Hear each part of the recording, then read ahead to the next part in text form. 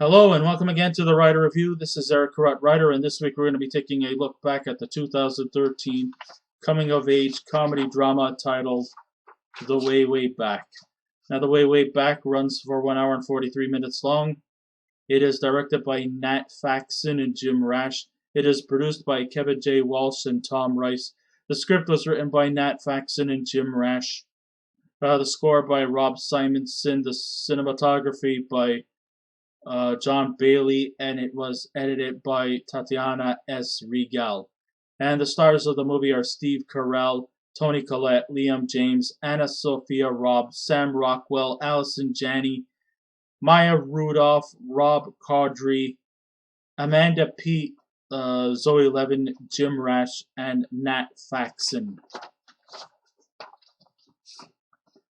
The Way, Way Back stars Liam James as a socially awkward teenage boy named Duncan who was forced to stay at his stepfather, well, not necessarily stepfather yet, step guardian's summer home in Massachusetts, along with his mother Pam and his stuck-up adolescent daughter Steph, played by Zoe Levin.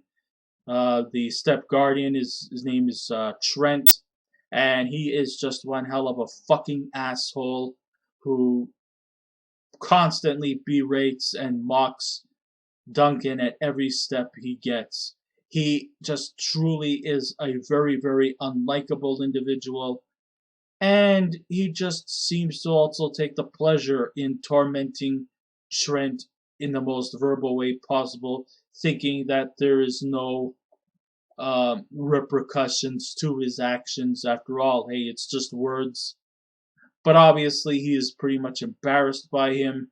He completely belittles him, makes him lower than how he feels about himself, and he thinks that it's all right. He is a complete and total other shitbag. And as the movie progresses, he gets into more and more. We get to see more and more of just how low this piece of feces is really,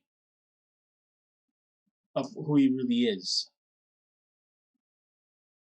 This may feel and look like the summer of hell at first for Duncan because he can't stand Trent, and he doesn't even particularly like the shallow people that are surrounding him. But then after a trip to the Water Whiz water park, he meets a positive-minded employee named Owen, played by Sam Rockwell, who's bound to change this young man's life forever. Some people might say that the Water Whiz Park was definitely Duncan's only place for escape. And it's his only place where he actually shows a little signs of more humor and a little more up to it, a little more optimism. But of course, as much as he would love nothing more than to just live at the water park, of course he realizes that he can't particularly stay there because it's not a home, but it is definitely a place of comfort and his only place of relaxation. In fact, his trip to the water park was his only escape from the hellish nightmare that he has to endure by spending summer with a guardian who doesn't like him, and the people around him are just so shallow. And, he's this kid who just wants to reach out for help, but people just tend to pass him over almost as if he never exists, and they particularly couldn't care less about his problems. It just goes to show you that the world that we live in, it is practically every person for themselves. But what about those who are of less fortune and are people who are just out there wanting to get the confidence they need to be a better person, but it's just that nobody's there to understand him, and the worst part is nobody wants to understand him.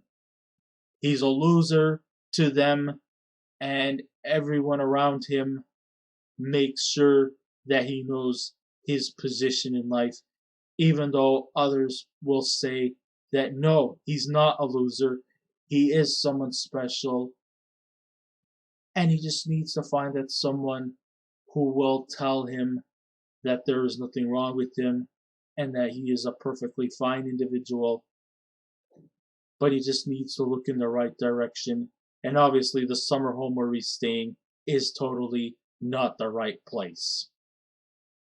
Usually, with films of this caliber, the emphasis is primarily focused on dysfunctional families and the protagonists that need to look for ways to escape their wrath in order to find a new set of optimism about themselves and to find out that they too are someone special.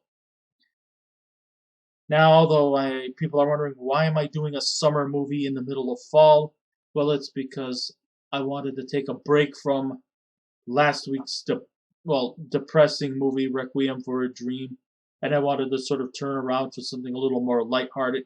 Though there is some dark territories in this movie, especially Duncan and the summer home that he's spending in with his stepfather or step guardian from hell, who just and the people around him.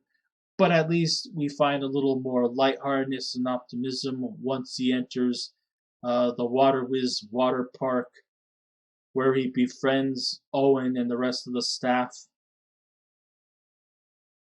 But this was definitely a perfect time of the year to exploit these family dynamics in which the summer season can at times bring out the best in people, while at the same time it could also inevitably bring out the worst. Written and directed by first-timers Nat Faxon and Jim Rash, the Way Back focuses on the heartbreak, the discomfort, and the cynicism that surrounds the teenage Duncan. In a familiar take like The Descendants, which also was written by Nat Faxon and Jim Rash, the script depends heavily on the characterizations through their actions and interactions with both the performers and the audiences alike. The film succeeds in keeping it real, and the balance between laughter and sadness is presented quite naturally, where the humor is light and never falls under being slapstick, and the dramatic scenes are real without it being melodramatic. So we're not looking at over the top toilet humors and fart jokes. No, we're looking at more lighthearted, like Nickelodeon or Nick Kids type of movie caliber. And at the same time, we're not looking at emotional tear jerkers as well, because this movie is more lighthearted, more optimistic, and there's a lot of positive outcomes in the end of the movie. I'm just glad this movie actually does have a happy ending through most parts. The opening scenes is definitely a true eye-opener, which sees Trent driving to his summer home while Duncan is sitting in the way end of the station wagon, while his mother Pam is sitting next to Trent, and in the middle seat you have Steph just lying there by herself, while poor Duncan is pretty much sitting in the back. And because Trent is just too embarrassed by Duncan in both his physical appearance and his characteristic. So because he's so embarrassed by him, Trent is forced to sit way back. Hence the title.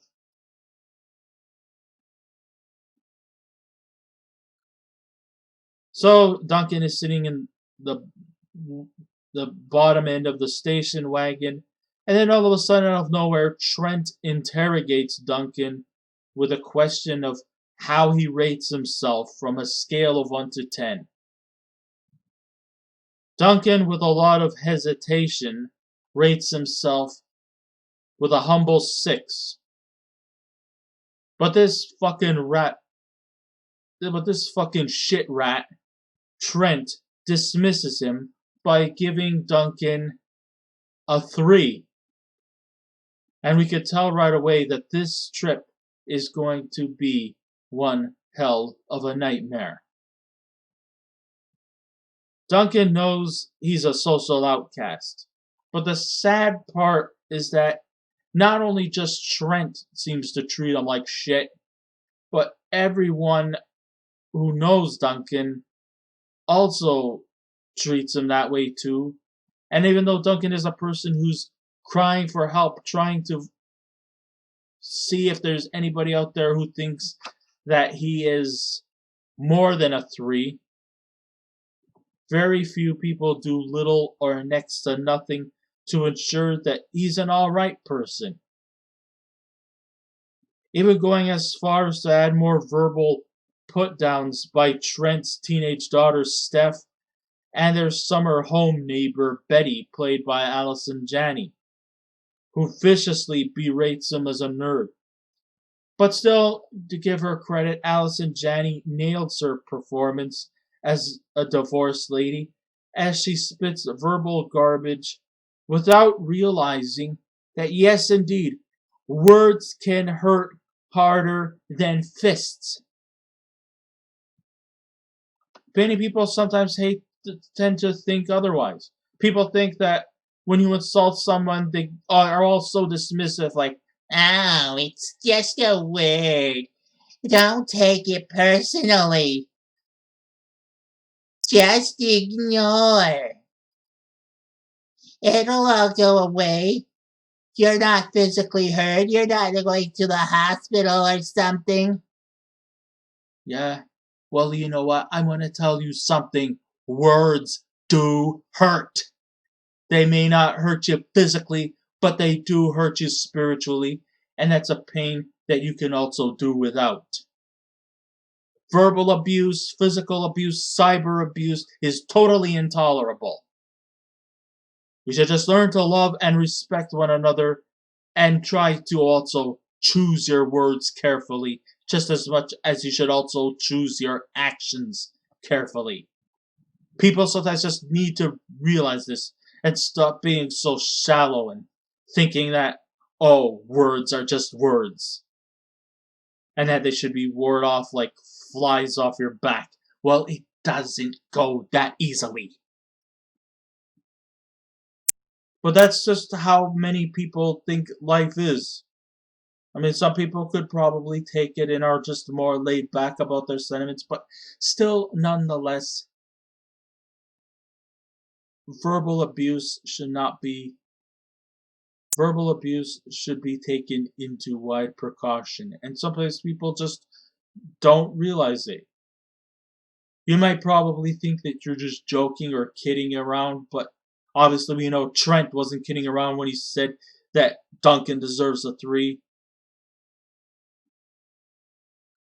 But everybody around him thinks, no, well, they know that he's not joking, but they also don't seem to care because, hey, it's just words, right?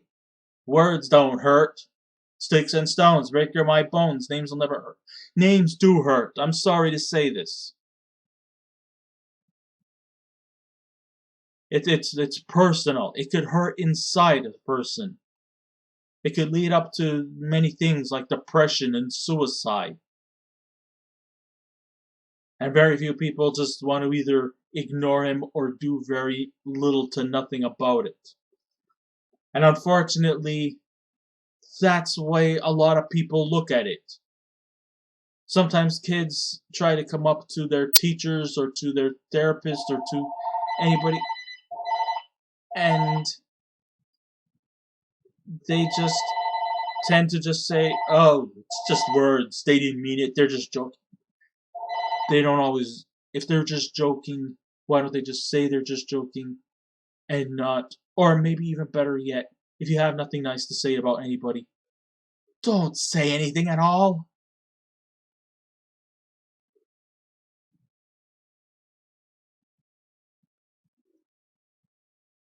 If there's any other character besides Sam Rockwell's character that also seems to show compassion, Sophia Robb stands out as Betty's daughter Susanna, who can be kind of a bit shallow herself, but not as badly as the others. In fact, she actually has a more balance of level-headed with her intentions and how she interacts with Duncan. I was hoping that this movie would kind of end with her and him being somewhat, maybe even potentially romantically involved. I mean, maybe not necessarily. I mean, yeah, maybe start a more serious relationship.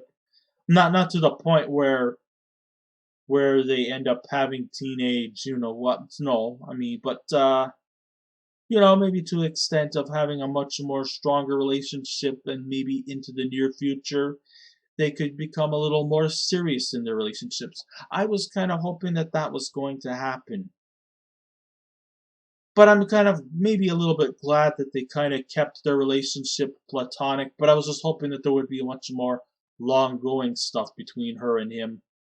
Because she just seems like she's the only one more around her age who act more around his age who could actually find good qualities in him even before the water park thing that kind of changed his life. She's the only one who is around this summer house thing who seems to be the only one he could really actually more or less open up to and has a little more level of comfort with her than with the others, since the others don't want to talk to him. The others are don't even want him don't want they don't even want him near them.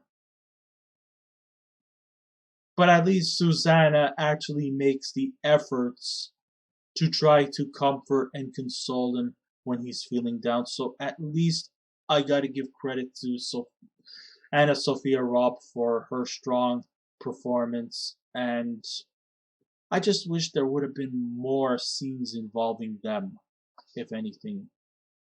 The real turning point in Duncan's much needed transformation came when he first meets the Water Whiz employee Owen. Sam Rockwell had the right tools when interacting with the awkward teen, and through his witty one-liners, his volatile but lovable nature, and his non-judgmental way of looking at life, this man will put others before himself, even if it means putting off other responsibilities and obligations, which include maintaining the safety of the water park, while also staying on good terms with longtime employee Caitlin, played by Maya Rudolph, who is very underrated in her performance.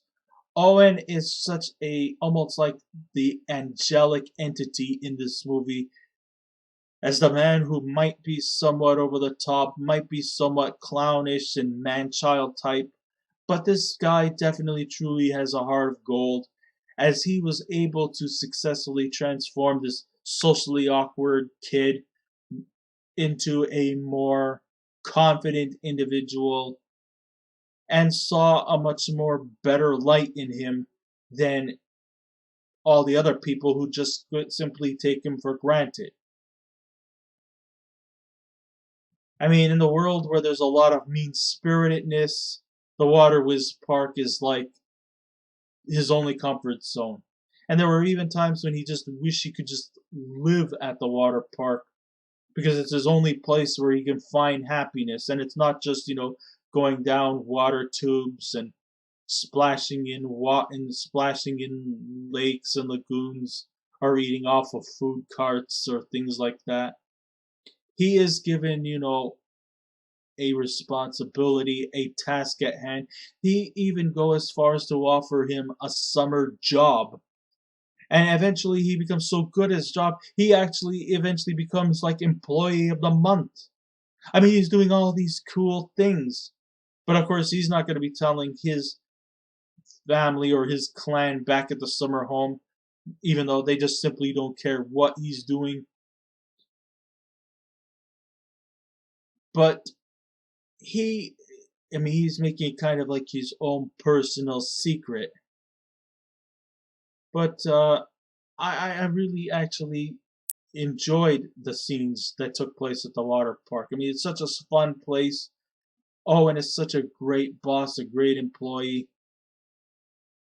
and even the staff that work there who have had many times wanted to quit on him to move forward in life, they eventually all just end up coming back to him because I guess they just don't find any comfort anywhere else. He just brings out the best in everyone.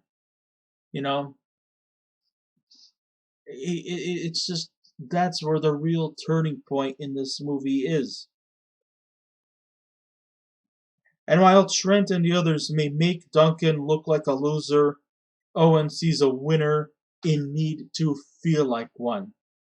It shows that in this hard, cruel world that we live in, there might be a lot of Trents, but there's also refreshing that the world has a lot of Owens too. Now, if you can try to alleviate the Trents and to look for as many Owens as you can, maybe this world would probably be a better place.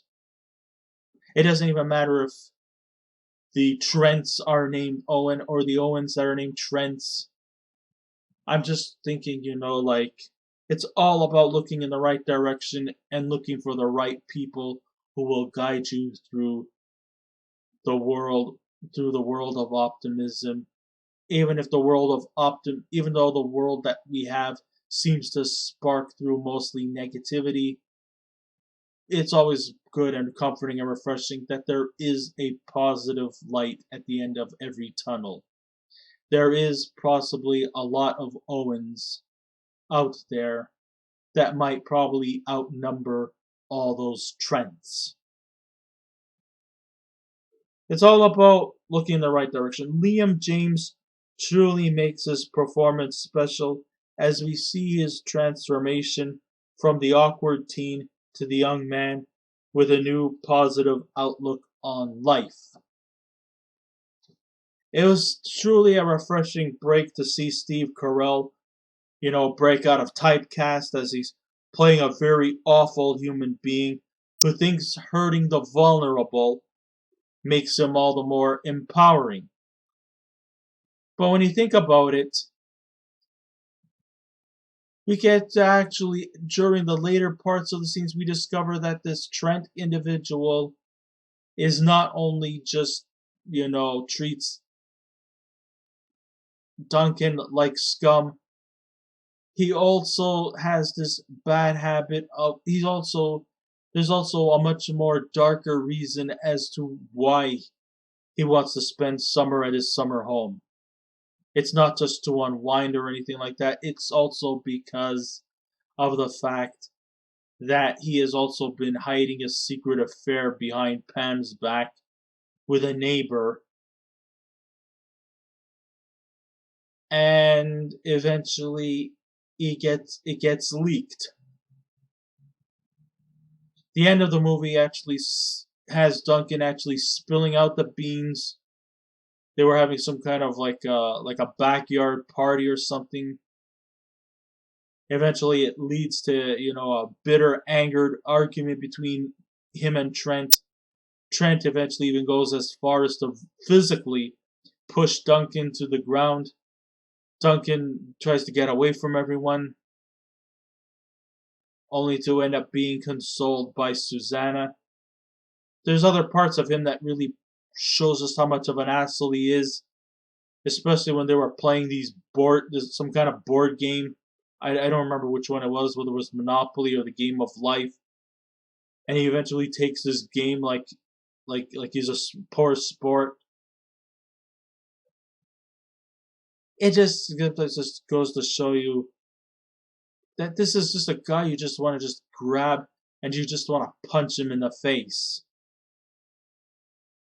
But then you also have to realize you have to sort of hold yourself back and not let this take you personally, because this is a fictional movie. And then in the end, we're not actually punching Trent Ramsey in the face. We'll end up just punching Steve Carrell, who's playing Trent Ramsey. But in this movie, we're not looking at Steve Carrell. We're looking at Trent Ramsey. And we just want to ram the ram.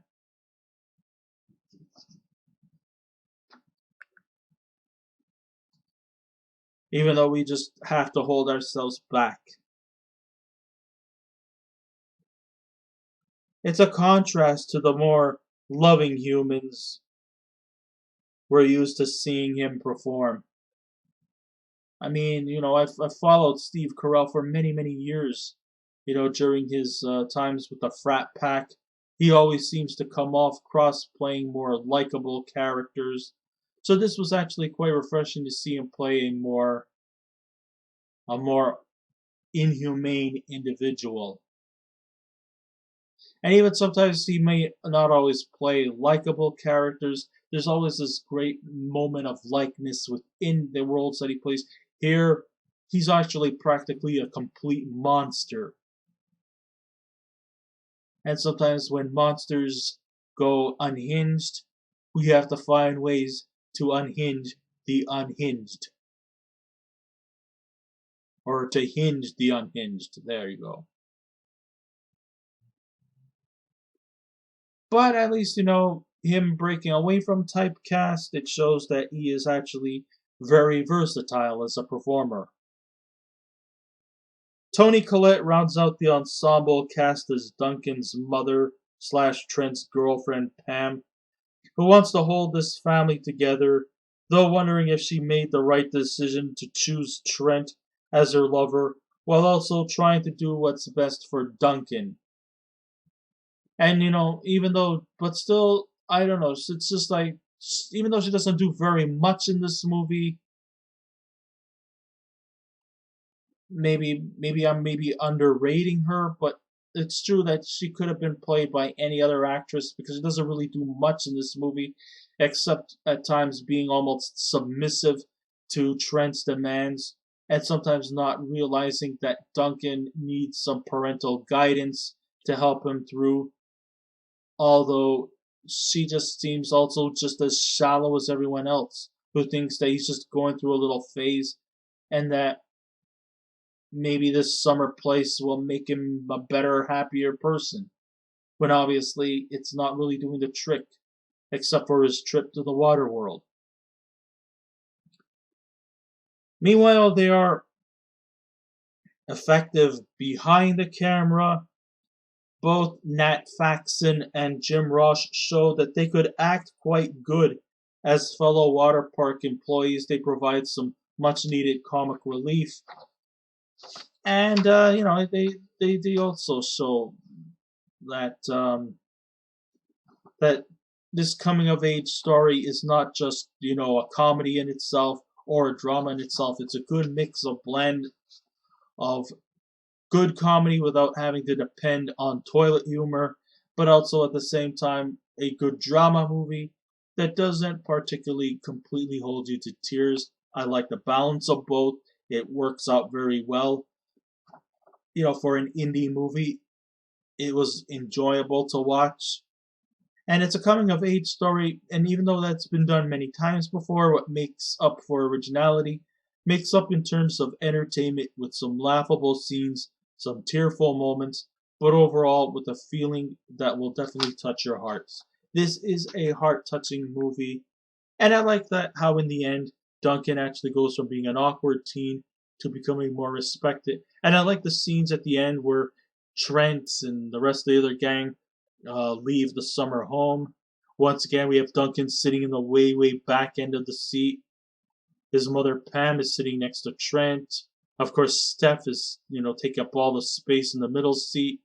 And then Pam moves from the back seat to sitting in the way, way back seat next to her son, who Trent referred to as a 3. Well, I think Duncan deserves a 10. But now, if I was to give this movie a scale out of 10, well, I wouldn't give it a 6. I wouldn't give it a 3. I would give it a 9. I really, truly enjoyed the movie. I mean, okay, maybe it's low budget, but, it's an indie movie. And, I thought the acting was really good.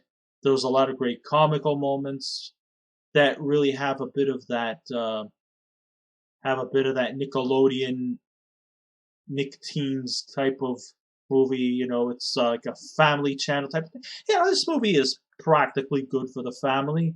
There's no gratuitous violence or anything like that. Yeah, it's pretty lighthearted in its effects of storytelling.